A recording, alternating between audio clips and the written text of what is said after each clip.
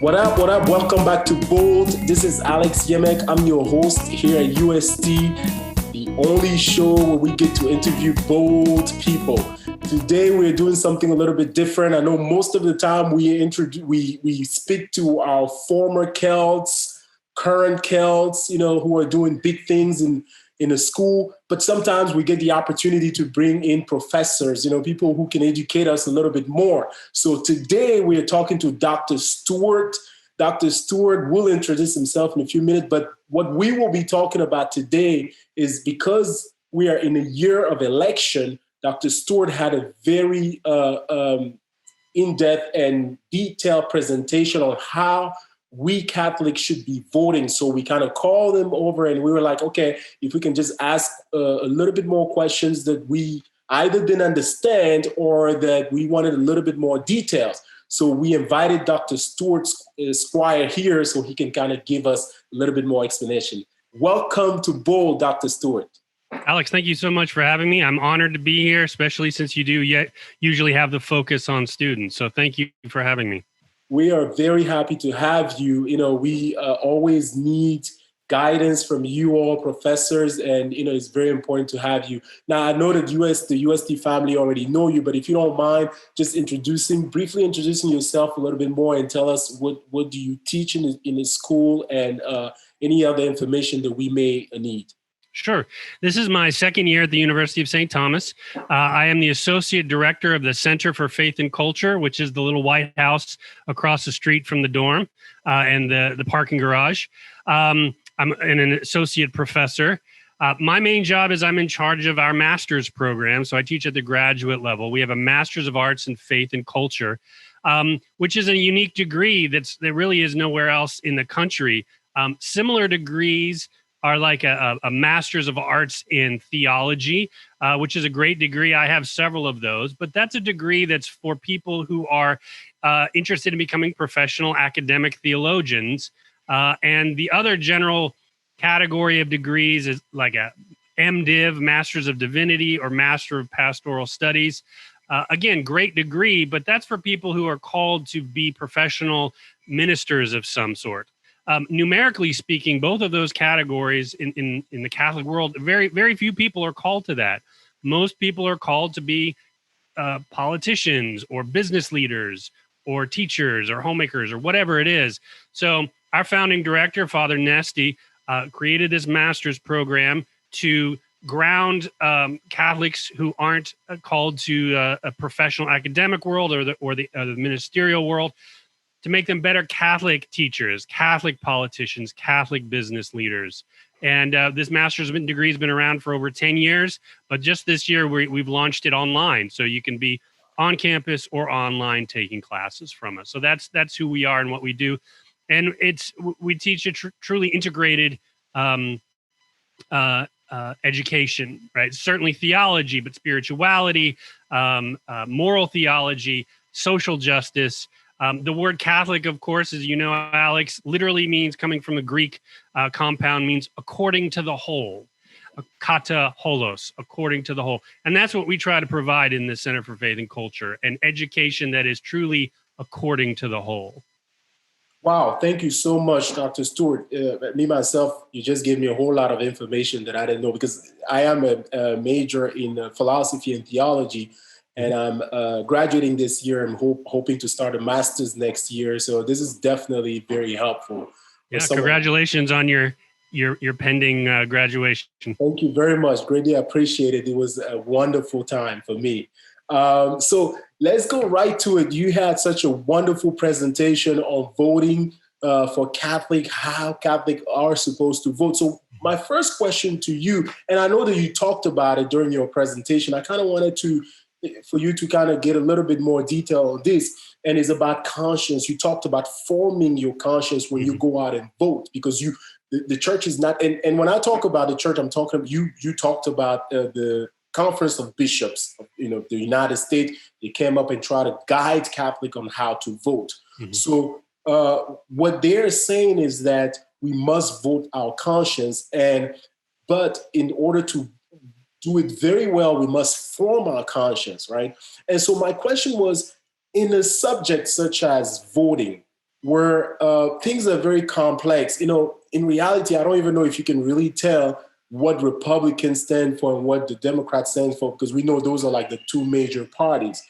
How can one form his conscience without seriously thinking about educating himself? Because I would, in my head, I would think that you would need a certain level of education to really get into these kind of complex situation when it comes to voting. So how does that work in terms of forming your conscience? Yeah, that's a great question. So the presentation that you refer to is on the UST YouTube page, if anybody wants to go back and watch it. It's also on the Center for Faith and Culture's podcast, the audio version, which is called Catholicism and Culture, in which I review, I don't give my opinion, but I review a document that the United States Conference of Catholic Bishops published initially in 2007.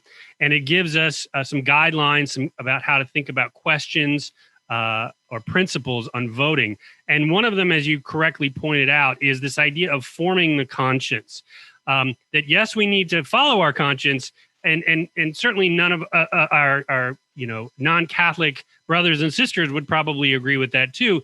But we also talk as Catholics about forming the conscience, that because your conscience, if it's not well formed, can make erroneous decisions. And I like to think of it like a muscle, right? If you want a muscle to work well, you have to develop it. You have to lift weights. If you want to hit a home run in the World Series, right? The Astros are in the playoffs right now. You have to, you can't just show up on the day of the World Series and expect to hit a home run. You have to form your body through practice and exercise throughout your life so that when the day of the World Series arrives, you can do so. On the one hand, I think you're right, Alex, that forming the conscience, in general, it means immersing yourself in the gospel, the tradition of the church, the Bible. And there is, I would say, an intellectual component to it, right?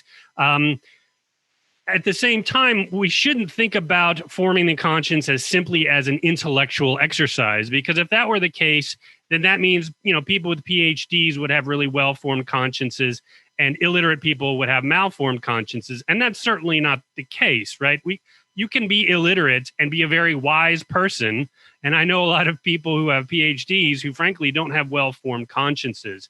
So we shouldn't think about forming the conscience as an intellectual exercise. We should think about it more as a pursuit of wisdom, which again, knowledge and wisdom can be related, but they're not necessarily the same thing. And I think we need to be careful about assuming that there needs to be a level of education to vote well.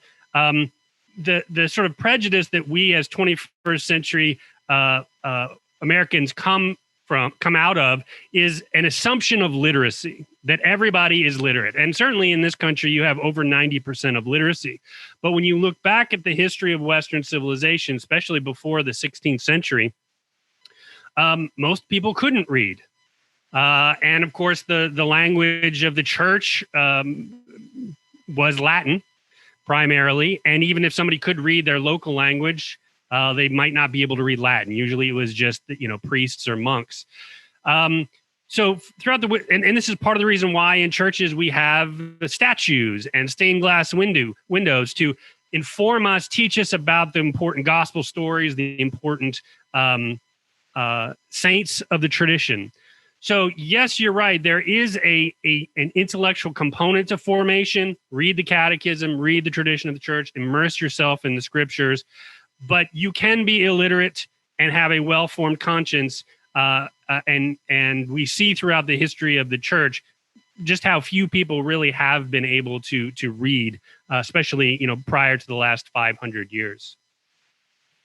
Yes. This is a little bit of what I wanted to kind of get to it so that people can kind of understand this. I think it makes sense. One of the things that I thought was a little bit challenging is how in a political environment, you get all these information coming from left and right? And you're trying to, and we're trying to see how to position yourself in terms of, okay, what you're talking about, forming your conscience well. Now, but you have two political parties, for example, who are running, and both have kind of like pretty good arguments, right?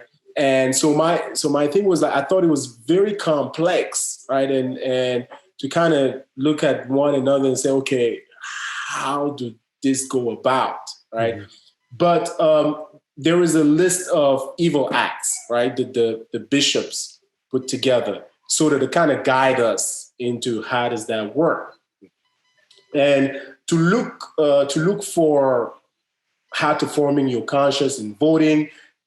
When the bishops focus in this list, things like I saw in the list, things like marriage, of course, discrimination. But when they are putting so much effort on this, right?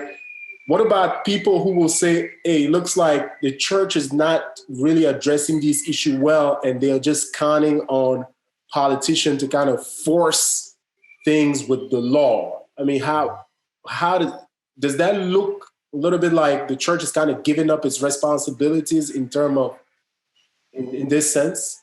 I think that's half of it. I think you're half right. We see in the past 300-400 years, two things happening at the same time.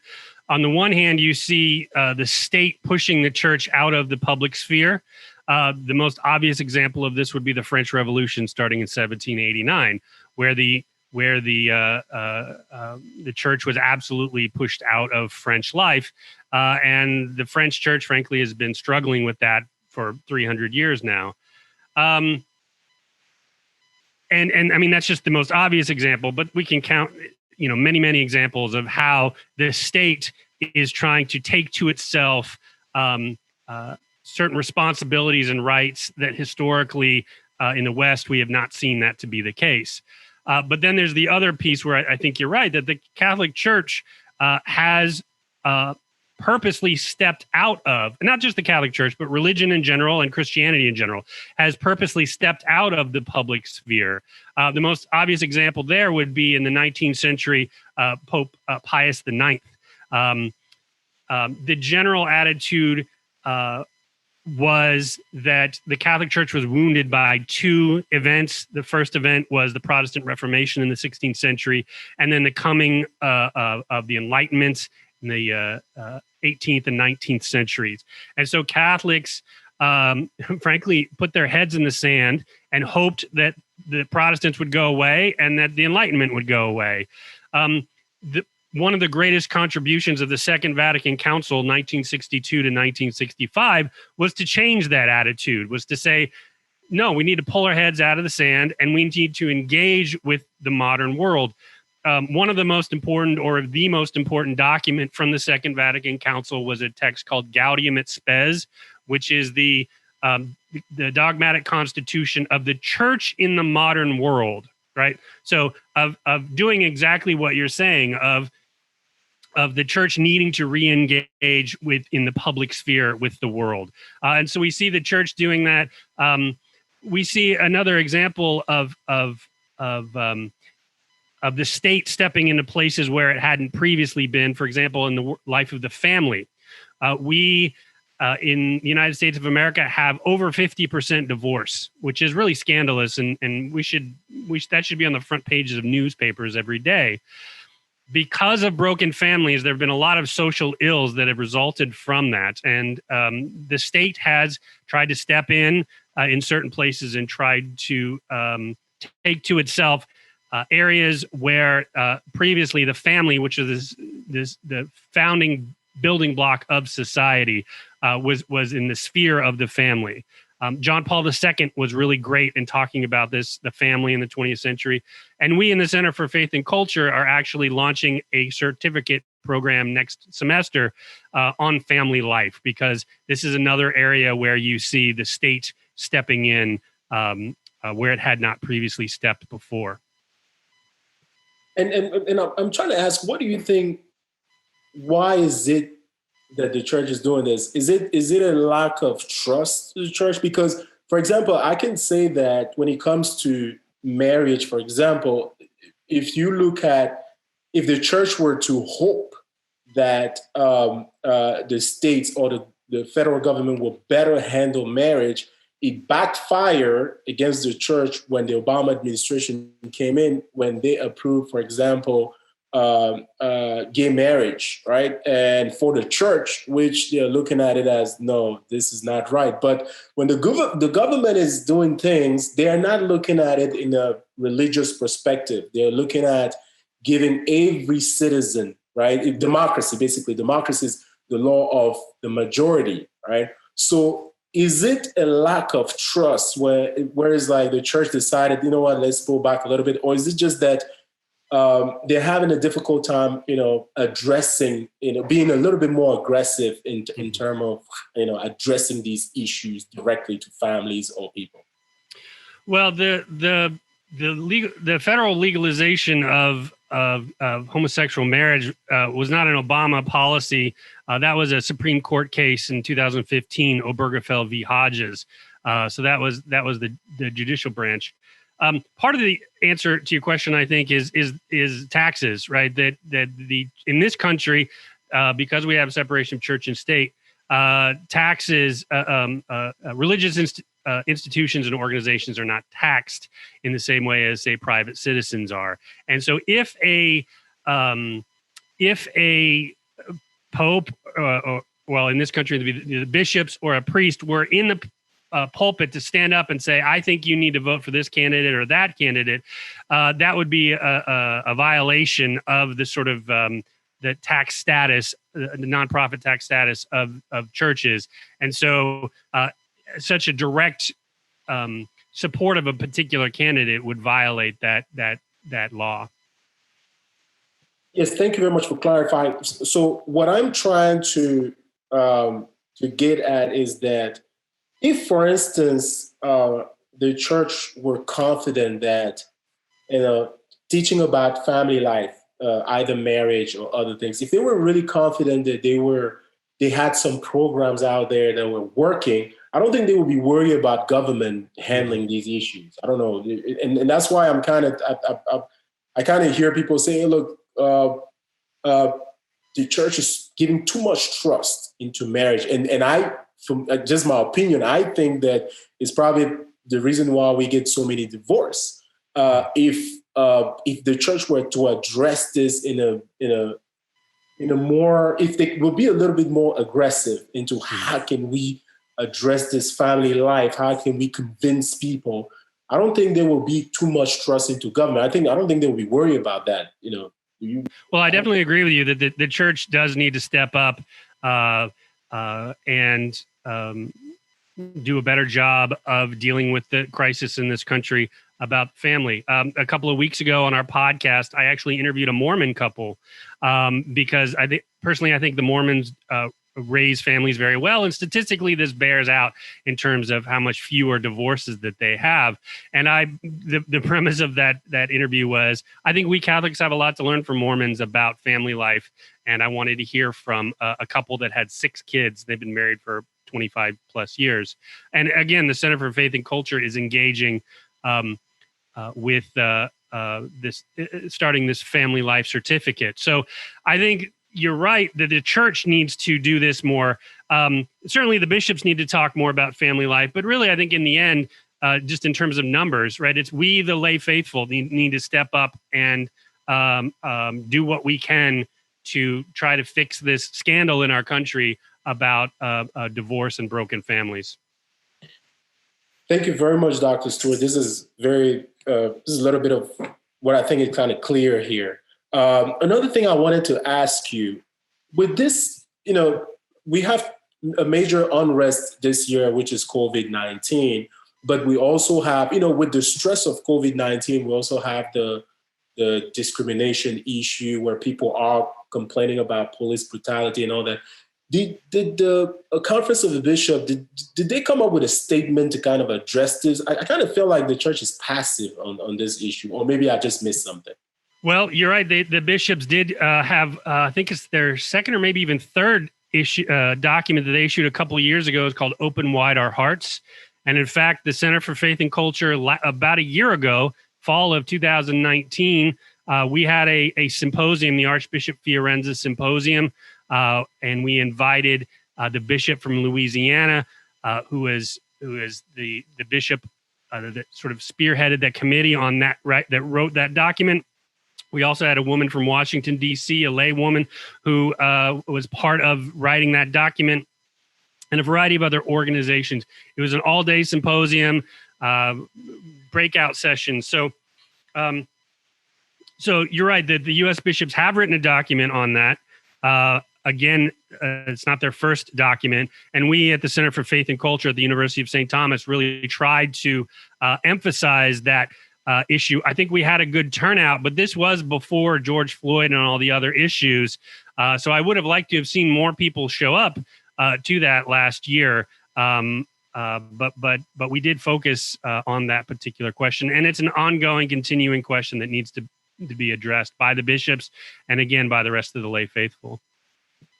Yes, we definitely need the church a little bit more. I think that we have a lack of leadership, and I'm not talking about not just the church itself, but I'm saying that the population is tired of politicians. We're in an election year, and there's a lot of promises. Technically, a lot of people can tell you exactly how Republicans are going to rule next year or how Democrats are going to rule next year because we know how they've been doing things. And when you look at ratings in terms of both political parties, and I'm talking about both because they're the major parties, people are, Congress is constantly fighting. People are tired of it and stuff. So and I think that the church taking a little bit more leadership at this period is very important. I don't know. And that's why I was asking about these issues. When we see people on the street with the police, fighting and complaining and discrimination and all these different other things, you really need people to kind of clarify things and, kind of take leadership on, starting programs or whatever we can do to try to bring people together. And that is why I was kind of insisting on the fact that we kind of want to see the church a little bit more on these issues. Yeah, I agree completely. That across the board in politics, but in other spheres, we see a lack of leadership. And we in the Center for Faith and Culture have in our mission a focus on dialogue, and we offer a course on leadership, and a lot of universities do that, places do that. But our position is leadership coming out of a Christian vision of leadership. So I agree, we need more leadership across the board, and yes, that includes our bishops. But again, leadership isn't exclusive to our bishops, that we can have Catholic universities. I think Catholic universities need to do a better job of being the place in a particular community where dialogue and leadership can happen, where, we're not blogs, we're not cable news. We should be the place where a healthy, robust dialogue about public issues can happen, because they're not happening elsewhere. So it needs to be at universities, and that includes Catholic universities. So I would challenge the university communities to take that on as responsibility. Don't just pay attention to your students paying tuition, but engage with the community around you. Yes, and thumbs up to your organization. I've seen a whole lot of different events that you guys are putting together. I've been watching them with Bridget and other people, and this is just wonderful. I think that you guys are definitely taking the leadership on that. As we are heading into our last 5 minutes here, one of my last questions, and I just want to, one thing I wanted to say is that thumbs up to Pope Francis. Pope Francis is really taking the leadership out there. He's very simple in his way of talking, and he speaks to everyone. And I have to say, he's been very encouraging during this very difficult time. He has addressed the issue of discrimination and the police brutality, and he has addressed the COVID. So he's really a strong leader. We definitely need that. We need more in our church. One of my last questions, and I know that the Catholic Church is not necessarily telling us to vote for Republicans or Democrats or whatever, but this question is very important to me because I have to sometimes address this, which is both political party will tell us, hey, vote for the lesser of evil. Right. So basically, they're already saying that both of them are evil, basically. Right. So how does this, because for me, it bothers me as a Catholic. Right. So how does the church view this type of language? Do they take it as the way that it's coming out that, hey, look, these two are really evil. Why not? So someone like me, I'll be like, okay, so maybe it's time for me to vote for a third party. This is definitely not not coming out right. I don't know what does the church think about this. Sure. Well, I've never heard any sort of official pronouncement using the term lesser of two evil, but I certainly understand where you're coming from. There is no sort of official pairing with a particular party. Certainly, historically, we've in this country, for the most part, have had two parties. That's not by design. In fact, our founding fathers didn't like and hoped we would not have political parties arise, although that happened very quickly in the beginning of our republic. So there is no requirement to vote for either party, and so certainly you can. And if your well-formed conscience dictates to vote for a third party, that's fine. I think what's more important, though, is to ask about the sort of impulse that rests underneath that question. And I think what's underneath that question is a recognition that neither of the two main parties fit perfectly with Catholic social and moral teaching. And that certainly is true. So one reaction to that could be, well, let's just vote third party. And again, that's perfectly a legitimate thing to do. I would argue, though, that what we as Christians should do is stand up to the two parties and say, you're not providing us candidates that fit either with our moral or social teachings, and we're not going to support you if you continue to do that. We're not going to give you funding. We're not going to vote for your candidates. And we have seen historically that parties do change, right? So I think that I can give a lot of examples, but the most obvious example would be in the early 20th century. We had something called the Solid South, that southern states like Alabama and Mississippi voted together as a bloc. And that bloc was for the Democratic Party.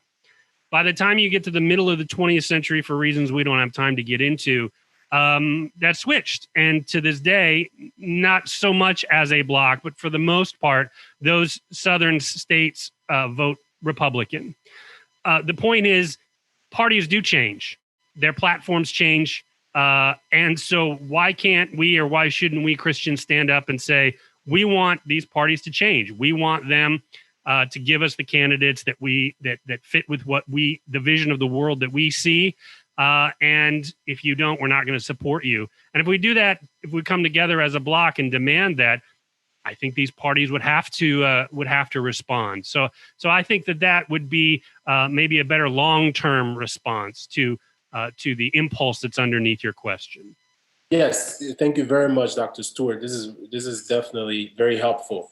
As we're going to finish here, one thing that we always do with our guests is that we kind of ask them, we want them to give us at least three tips or three advices. So I'm going to ask you to give us 3 tips on this year, how to vote this year. Not necessarily telling people who to vote for, but kind of, give us 3 major advice that people who are going to the poll, because elections, the poll opened yesterday here in Texas. So as people are going to the vote, Catholics are going out there, and even if those who are not Catholic, UST students or whoever, what will be the 3 tips that you will give us this year, looking at everything we've gone through, and on how should we vote? Yeah, good questions. Thank you. So the first one I would say is have an honest moment of questioning yourself and ask yourself, what is driving my decision to vote? Is it politics or is it the gospel? The Catholic Church calls us to see the world through the lens of the gospel, and that means it includes our politics. America Magazine, one of the most important Catholic magazines, years ago made an editorial decision to stop using the phrase liberal Catholic and conservative Catholic. And I think that's the right decision, because what those phrases, liberal Catholic, conservative Catholic, mean, in a sense, is I'm seeing the gospel through the lens of politics. And as Christians, that's not what we're called to do. So make sure, my first comment would be, make sure that you are, your voting comes out of the gospel principles and not political principles. My second comment would be to go back and read that U.S. Bishop's document. It's called Forming Consciences for Faithful Citizenship. It's pretty short. It's about 50 pages. You can get it free online. Again, it's written by the United States Conference of Catholic Bishops. And it's pretty easy to read. There might be some technical language in there that's difficult. And that's what my presentations were about. So you might want to watch that presentation. A third comment. My third comment is go vote. Definitely go vote. Every year is very important. Every time we vote is very important because we decide our leaders. At least we do. Many countries don't have the opportunity to do that. Here in the United States, we still have that opportunity. Thank you very much, Dr. Stewart. I think, in my perspective and what I wanted to hear, it was, very much a whole lot of information, and it was very clear. And I hope that our audience at UST will understand exactly what you're saying, and it will be motivating. And this is not just a message for Catholics, but this should be for all of us, especially if we do believe in God. So thank you very much, Dr. Stewart, for stopping by. We hope and we know that we will have you again back in Bold. Thank you very much, our audience and everybody who's listening and watching us. My name is Alex Yemeck. Have a wonderful week and go vote. Thank you. See you next time.